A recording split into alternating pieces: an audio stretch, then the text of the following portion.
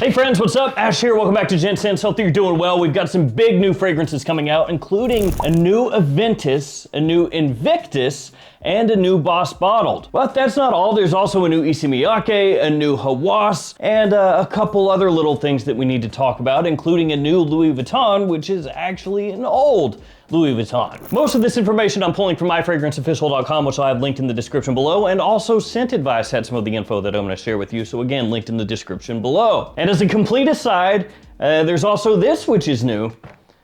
It's a protein bar. This is the new Gorilla Bar. It's by More Plates, More Dates, Derek. He actually used to do fragrance videos, so shout out to him. He does a whole bunch of other things nowadays. He's dabbling in the dark arts. But yeah, if you're looking for some protein bars, man, check this stuff out. It's actually really, really, really good. Cookies and cream. Better than Quest bars. Not sponsored, by the way. Just, it's a protein bar. I guess weirder things have happened though than like a random protein bar company sponsoring a fragrance video, so yeah.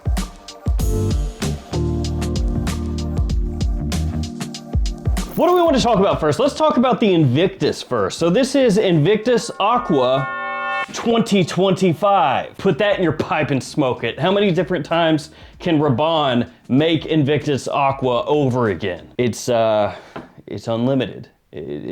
Yeah, there is no limit to the number of Invictus Aqua iterations. Now, to be fair, it does say that the bottle is just being revamped to boast a glossy, transparent finish with a faceted blue glass bottle with that new bottle design that started off with Invictus Parfum, and they say the formula remains the same, but you and I both know anytime anything gets changed and anytime something happens where they slap a year on the end of a fragrance name, people are gonna be like, is it really the same though? It becomes a whole thing. You're gonna have people out here guaranteed, maybe even me, but guaranteed have people out here who have the new Invictus Aqua 2025 spraying it against the original and then the first reiteration and then the second reiteration, so you can see whether the original, first, second, or third reiteration, iteration is the best. From the brand, discover the new Invictus Aqua from Rabanne, a powerfully rich fragrance that dives deep into the marine DNA of the original Invictus. Facing the seas, ultimate power. The new fragrance perfectly balances the invigorating freshness of the marine accord and the powerful seduction of amberwood. So this thing better perform, right? They said powerfully twice and power once in one small paragraph. So yeah, note breakdown wise, grapefruit, marine accord, amberwood. Also, another thing that I just don't overly get is when they do these like new iterations where it says, you know, the fragrance is gonna stay the same, guys. You can trust us, wink, wink. Why do they say introducing the new whatever? Because that just leads to more confusion, I feel like, you know? But that note breakdown, grapefruit, marine accord, amberwood, that is the same note breakdown as Invictus Aqua 2024. So the assumption here is that it remains the same. And maybe they go ahead and actually roll it out more places to where it's actually readily available, because Invictus Aqua 2024, of course, they brought it back. It smells great, but it was only available at like, duty frees. So if you're flying through an airport, a big international airport, you could find it duty free. Then I think they rolled it out to like the Rabanne website eventually. So hopefully, you know, it expands more from there and we can actually get it. Now, one thing I do want to point out just super quickly, and I'm not saying this is like anything to necessarily get worked up about at all, but if you go to say Macy's.com, and you look up Invictus, you will find the original Invictus in the new bottle style, Invictus Parfum in the new bottle style, Invictus Victory Elixir, Invictus Victory Absolu, Invictus Victory, all of these in the new bottle style. The only one that has not been rolled out in the new bottle style yet is Invictus Platinum. Now, Invictus Platinum is still readily available, so I'm not saying it's like discontinued or in danger of being discontinued, but maybe something to keep an eye on, because I feel like if they're keeping it around, they have to roll it out into the new bottle style, right? Otherwise it's just kind of awkward. So right now, Invictus Platinum, the only one that's kind of odd man out without the new coat of paint, the new bottle styling, and Again, I'm not saying that's necessarily like a 5-alarm fire, you know it's going away, but keep your eyes on it. And before we jump further into more new fragrances, guys, an update for the codes situation. We've got a new one for intenseoud.com. It is Gents15, GENTS15. That'll get you 15% off the entire website. They have a ton of cologne fragrances, Middle Eastern fragrances. So add them to the rotation if you're looking for some nice scents. Just check them out in general and use that code to save 15% off. Then of course there's 15% off for Gift Express, 5% in free shipping for Maple Prime. Also got the perfume box, Fragflex, JOMASHOP, and many more.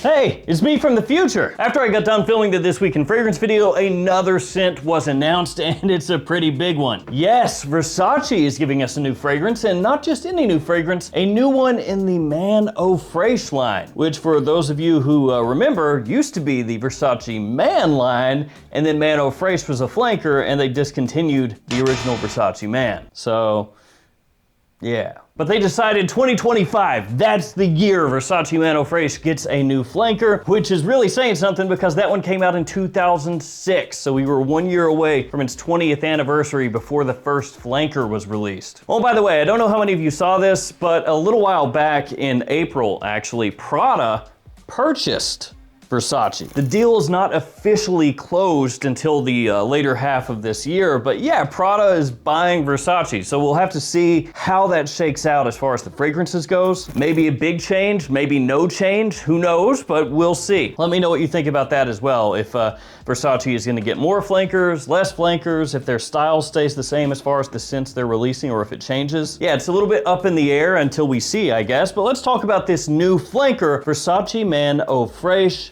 Extreme. Yeah, you thought they were gonna call it Elixir, didn't you? Not today, Satan. Although to be fair, in the write-up, it doesn't refer to it as Versace Man Eau Fraiche Extreme, just Versace Eau Fraiche Extreme, even though the man is still on the bottle there. Discover Versace Eau Fraiche Extreme, the latest flanker of Eau Fraiche Eau de Toilette for men. The latest flanker? You mean the only flanker. Boasting an addictive, fresh blend that takes the original's essence to dangerous extremes. It comes in a rectangular see-through flacon in a navy blue hue, reflecting the invigorating intensity of the blend. The new Versace Eau Fraiche Eau de Parfum Extreme is for the self-assured man with the passion for luxury and an impeccable sense of style. It says the new fragrance will be available in 50 and 100 ml size formats along with a 75 ml deodorant, because that is what I look for in every single new fragrance release that comes out. Please, deodorant. I'm just playing. So officially note-wise, Nothing yet. But with this one officially now dropped, it does say the full notes will be added soon, so I'm assuming probably any day now those will be up. So if you want to keep up on that, again, check out ifragranceofficial.com. They're gonna have that information as soon as it's available. But at least we know there is a new Versace coming very soon, and it is actually in the Eau Fraiche line, which I would have not expected. And now I'm wondering, do we get a new Eros this year as well? Maybe they start to get real busy here toward the end of the year. We can hope and get a new Eau Fraiche, a new Eros, and maybe even a new Homme, because it's been a while since they've touched that line also. All right, guys, just wanted to fill you in on that new Versace. Another thing to be excited about, back to me. Goodbye. Next, let's talk about that LV Louis Vuitton. It is Sun Song. So Sun Song was discontinued, even though a lot of people absolutely love the fragrance, and now it is being brought back. Yes, being brought back, so we will have Sun Song 2025. Now, as of right now, no official note breakdown, no write-up from the brand, but assuming it's gonna be out any day now. And according to Scent Advice, they are saying that they hear the formulation altered as well, which would make obviously a new release, a new fragrance that is not the same as the original. So it would be yet another example of a 2024, 2025 iteration of a scent, keeping the original name, keeping a very similar bottle style, but then ending up something different. Hey, me from the future again. So the notes for Sun Song have popped out, at least some of them. Orange blossom, petitgrain, lemon musk. Not a whole heck of a lot of information to go off of right there, but I wanted to provide that for you because when I filmed the video originally, there were no notes. But it looks like it is indeed a re-release, reformulation. So at least now we know. And I know you guys are aware of this, that it's been happening more and more often, this whole like taking a fragrance, reformulating it, keeping the name and popping it out there and just slapping a new year on the end. But man, is it happening more and more. It's starting to get crazy. It can be confusing Like, if you're not somebody who just keeps up with fragrances and everything that's happening with them, I imagine there are a lot of people out there who are like going to a store and they're trying to buy something they bought in the past, and then they're like, why is this different? Like, this is the thing I bought before, right? The name is the same, but it's totally different. That has to be happening like crazy. I don't know what it is. Like, brands putting stuff out and they give it like a year, maybe 2, and if it doesn't immediately crush, they're like, change it. We're keeping the name, we're changing the fragrance. We're just gonna keep doing it until something sticks. Next, let's talk about the new Boss Bottled from Hugo Boss. So this one is Boss Bottled Beyond. I figure it's because they already used Absolu, they already used Elixir, they even had Triumph Elixir, so they were like, we need a new flanker name, and they went with Beyond. To be fair, not the worst flanker name I've ever heard of. Let's see what they have to say about it. Discover the new Boss Bottled Beyond Eau de Parfum,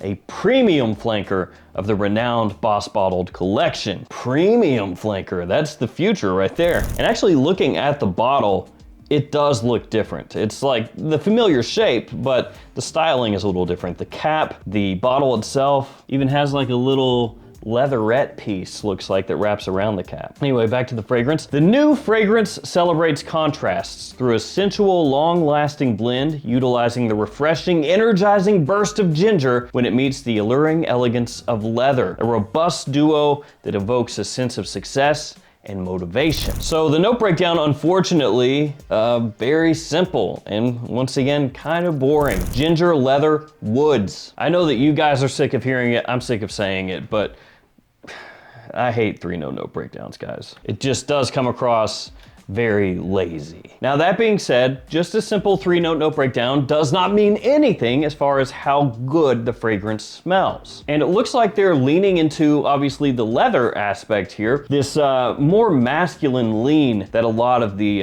Boss Bottled fragrances have had lately. Boss Bottled Elixir, Triumph Elixir, and Absolu that I just mentioned, all 3 of those are fantastic masculine scents. I would probably rank those, if I had to, like Absolu Elixir and then Triumph Elixir, but all 3 are great. And so they're really sticking with that here. And it looks like they're not going overly sweet either, which is another thing that those fragrances did not do. Like, Absolu has some sweetness in it, sure, but it's not like, you know, an overtly massive blast of bubblegum or anything. It actually leans closer to Parfums de Marly Carlisle. It has a deeper, richer type of sweetness, a little more masculine, more sophisticated, more grown up. And looking at this one, obviously leather going to be one of the focal points, as they said. Ginger should be very bright, fresh, gives a nice spiciness off the top. And if they can really nail that down, give you this opening that's like enticing, magnetic, you know, the type of opening that when you smell it, you're like, oh, that's amazing. And as it dries down,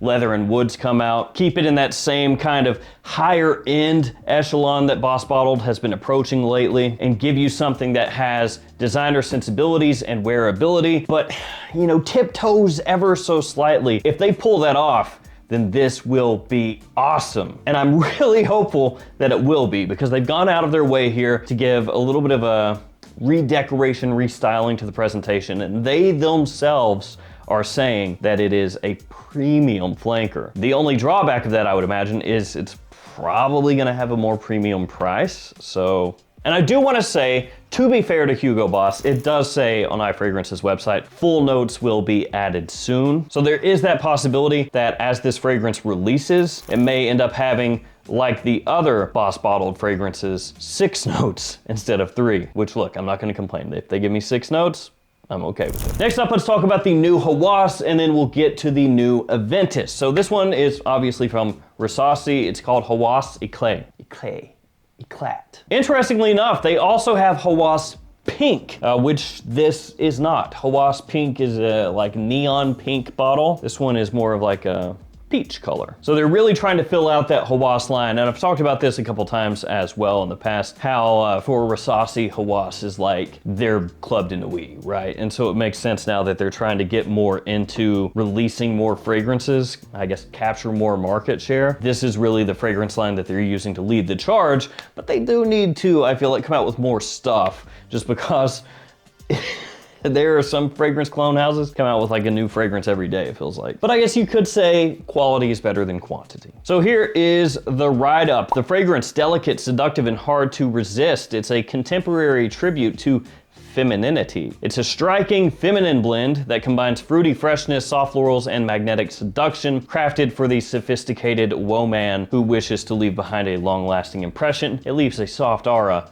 yet highly mesmerizing. Interesting note breakdown here. Lychee, bergamot, pear, and pistachio off the top. Just a really random combo there, so at least it should smell unique, I would feel. Rose and incense in the mid, vanilla, amber, and musk in the base. So if you're a big fan of Hawas or Rasasi, make sure to check that one out. Let's talk next about Absolu Aventus 2025. Yes, another 2025 iteration, and it's actually not the last one for today's video. Yeah. Yeah.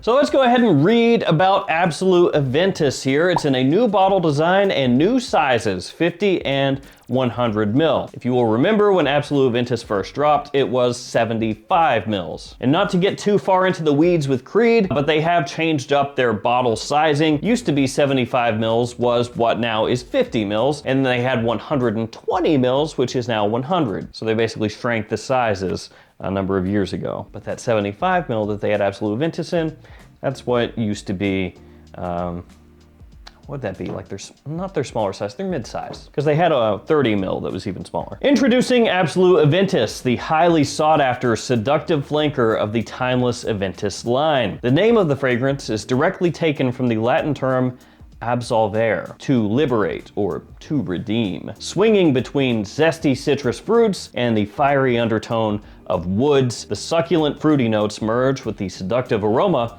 of amber and robust undertones of bergamot, blackcurrant, and grapefruit, and gently nestle upon the earthy, spicy bedding of patchouli, vetiver, and pink pepper, cinnamon, ginger, and cardamom, highlighting the extraordinary effect of the fragrance. That was a mouthful. So, do you remember what I just said earlier in the video about Invictus Aqua? How the new version, you're gonna have some people who are like, is this truly the same? And they're gonna go back and forth, comparing, contrasting to see. Well, the same thing is gonna happen here, only more intensely. Now, looking at the note breakdown that they have listed here, it does look like one of these is kind of a typo, a little mess up. They have in the top bergamot, lemon, ginger, blackberry, and grapefruit. I'm imagining blackberry should be blackcurrant. That being said, between you and me, that actually sounds better. Like, add some blackberry into Aventus? Yeah, that could actually be really, really good. And now I'm disappointed that it's not there. Or I'm assuming not gonna be there. Mid, patchouli, pineapple, cinnamon, and pepper. Base of ginger, cashmere, and labdanum, ambroxan, musk, oak moss, and vetiver. Now, when Absolu Aventus was first released, it was supposed to be a limited edition. Obviously not. Which I would imagine that's just kind of how it goes. You release a fragrance and you're like, oh, it's limited, guys. But then if it takes off, you go, I like making this money, so let's go ahead and make it not limited. And that's pretty much what has happened. But if there is one fragrance on this planet where people do not trust that it's going to smell the same, whether they buy it today, tomorrow, a month from now, a year from now, it is Aventus and Absolu Aventus. There is not a fragrance on this earth that has had more conversation about batch variations and differences than those. And I actually fully 100,000% expect people to get in the new Absolu Aventus and compare it to the 75 mils that they bought when it first released a couple years ago and go, it's different. The question is, how different? That's gonna be the main thing. And essentially the new bottle design looks like you took the original Absolu Aventus bottle and slapped yourself a nice little Aventus sticker on the front instead of the previous iteration. You can see the differences right here. No doubt it will be extremely expensive at full retail. So for those of you out there who are looking for a deal, you know, you can wait for it to pop up at discounters, but even at discounters, it is still going to be an expensive fragrance. I mean, it's a Creed. So that is Absolu Aventus 2025. Guys, let me know what you think. How much will it change, or will it change at all, for the better or for the worse? also. And I would imagine most of you will probably be like, for the worse. I don't trust them. I don't trust like that. And actually, if they're gonna do another Aventus flanker, which they probably will down the road,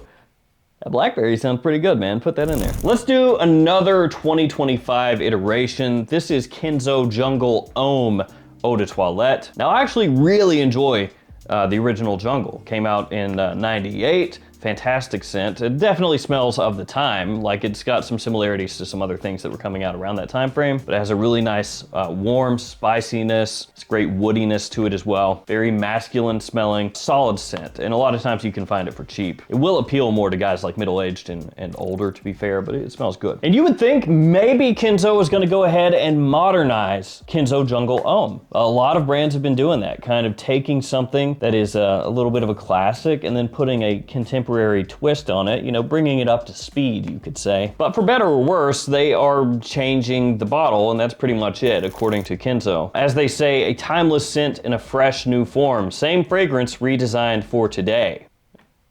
Right. I don't know that I'm fully on board with the thinking there, but they are taking it and putting it into this newer bottle style. So if you're a fan of Kenzo Jungle and you really prefer the original presentation style, you can scoop one up, I guess, because it's going to be going away. And finally, let's talk about a new Issey Miyake. It is Sel D'Issey Eau de Parfum. Discover Sel D'Issey EDP, the latest flanker of the Sel D'Issey collection. The marine woody perfume for men utilizes the power of sea and land incorporated into a powerful blend of complete contrasts. The mineral salt accord and seaweed note capture the invigorating freshness of the sea. The coziness of the land is embodied by the smoky combination of incense, amber, and cedar, culminating in a solid fragrance that leaves behind a sophisticated scent trail. So salt and seaweed off the top, incense in the mid, amber and cedar in the base. The original Sel D'Issey actually is surprisingly solid, which I just now realize is exactly what they said about this one, that it is a solid fragrance according to them. But yeah, the original Sel D'Issey, that one also makes use of sea salt and seaweed. It has vetiver and cedar in there, so woodsy notes, ginger off the top as well. And it is quite a salty marine scent. It doesn't go like as sweet